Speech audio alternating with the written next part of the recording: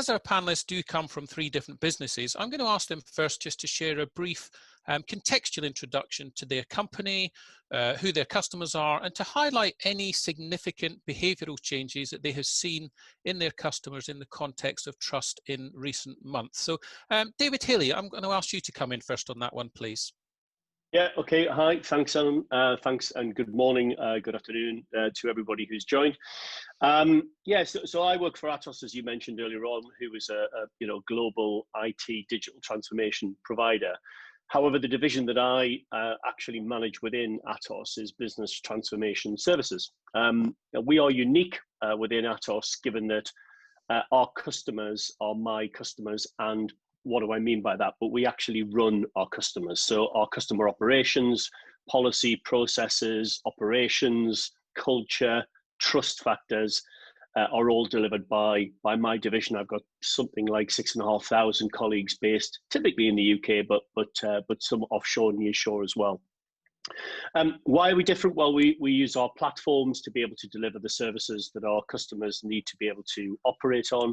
But more importantly, we take a CX, a customer excellence lens on everything that our clients require us to do, which of course, when we talk about the trust factor, is incredibly important, that we are being entrusted to be able to understand how that service needs to work for our customers, particularly around processes, particularly around customer experience, particularly around customer satisfaction. The kind of customers that I've got in my business are National Savings and Investment Bank here in the UK, a £200 billion savings bank for the government. But we also look after Aegon, so the life protection business, and also their pensions business, and also the Resolution Group as well. You talk about significant changes that we've seen this year. Well, I mean, this year has been a game changer, hasn't it, in terms of the shift in terms of risk, but also trust. And one of the big significant changes that I've witnessed this year has been, I guess, a clearer sense of empowerment. So we like to think of ourselves as the intelligent partner, the outsourcer. That's why you outsource. You look to the experience of an intelligent provider to be able to help grow and understand that wider capability.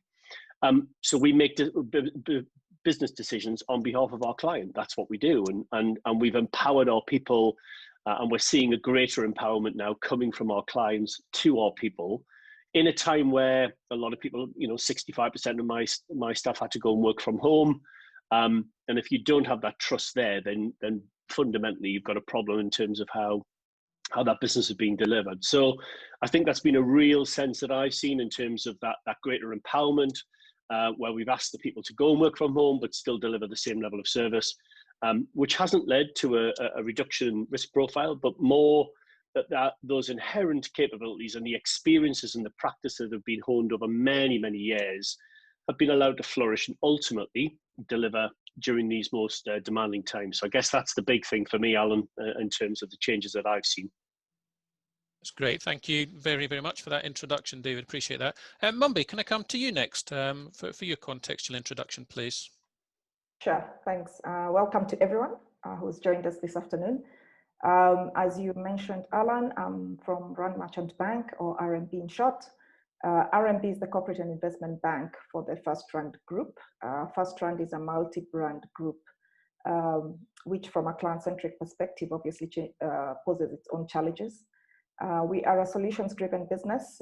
We cater for the large corporates and institutions in the market and in Africa, actually. And we tailor our solutions to meet the needs of our clients across an extensive range of sectors and subsectors.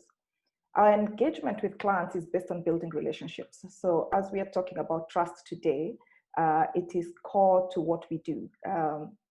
We build relationships that are mutually rewarding, constantly challenging the norms, questioning existing models, and developing innovative and bespoke solutions for our clients.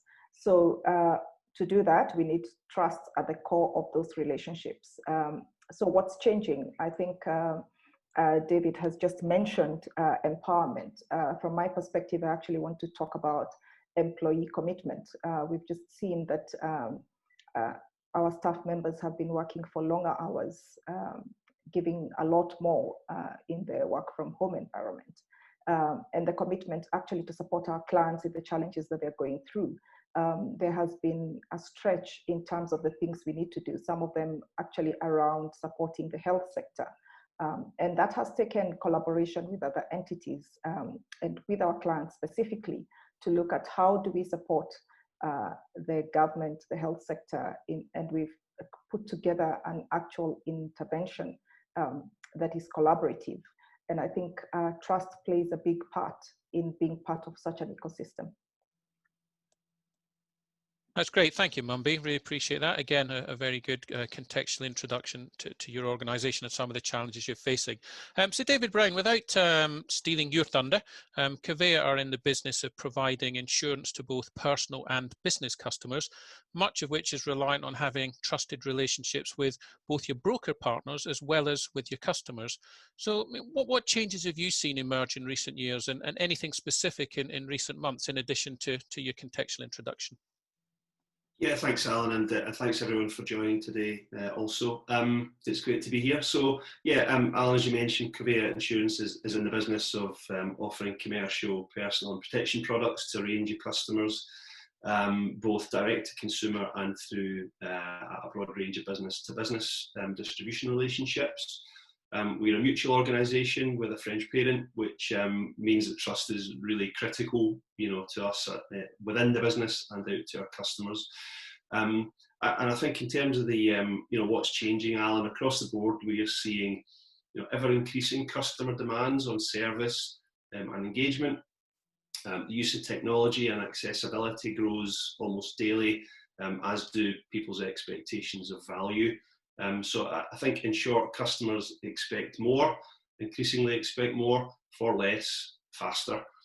So therefore, trust and loyalty to me go hand in hand. And in our business, if we don't engender loyalty, then that can be very damaging, as I'm sure people will appreciate. So for us, that trust factor is critical in delivering our purpose, which is to help customers protect against the worst happening and put it right if it does.